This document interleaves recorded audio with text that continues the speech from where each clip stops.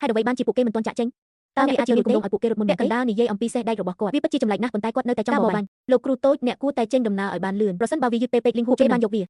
ពិតជាខឹងណាស់វាទាំងអស់គឺដោយសារតែមនុស្សរឹងរូសម្នាក់នេះទ្រព្យសម្បត្តិដ៏អស្ចារ្យរបស់ខ្ញុំនឹងត្រូវបាត់បង់ដោយឥតប្រយោជន៍3000ម៉ាយការប្រកួតមិនទាន់ចប់នៅឡើយទេឆៃសាងនៅខាងក្រៅមិនទាន់ណាស់ចម្លែកណាស់តើវាជាសេះរបស់ចៅវាយនេះវ័យក្មេងមែនទេវាមិនអាចរត់បានទេព្រោះវាគ្មានអ្វីស៊ីព្រះមហាក្សត្រដ៏ថ្លៃថ្នូរនៃភាគខាងជើងឡើងពិតជាអស្ចារ្យណាស់ទេពកោសល្យម្នាក់ដែលពិតជាបានផ្ដល់កំណើតឲ្យមនុស្សបែបនេះសម្រាមមួយដុំមែនចប់ហើយពួកគេទាំងអស់គ្នារត់ទៅឆ្ងាយតើអ្នកមិនព្រមរត់តាមគាត់ទៀតទេវាយឺតពេកហើយទោះបីជាគាត់នៅក្នុងពេលតែមួយក៏ដោយទោះបីជាគាត់ចេញដំណើរក៏ដោយក៏គាត់នៅតែពិបាកក្នុងព្រះអង្គម្ចាស់របស់ខ្ញុំកិត្តិយសសម្រាប់ការចាប់យកទង់ជាតិទំនងជាយើងគ្រាន់តែប្រគល់វាទៅឲ្យពួកគេដោយឥតប្រយោជន៍យីងឆេនសម្បូរទ្រព្យលើសលប់ដរាបណាលះបង់គ្រប់យ៉ាងទោះបីជាអ្នកចាញ់ក៏ដោយនេះនឹងមិនមែនជាបទប្រព្រឹត្តប្រឆាំងនឹងអ្នកទេបើមិនដូច្នោះទេសេះរបស់ពួកគេនឹងរញ៉ាប់ឡើងរថយន្តដងរបស់អ្នកប្រហែលជាមិនអាចតាមទាន់ទេមិនអីទេដើម្បីជាប្រយោជន៍ដល់ព្រះមហាក្សត្រមកចុះខ្ញុំនឹងបង្ហាញអ្នកពីអ្វីដែលខ្ញុំបង្កើតឡើងតើពាក្យសេះងប់លេខ1របស់ពិភពលោកមានន័យដូចម្ដេច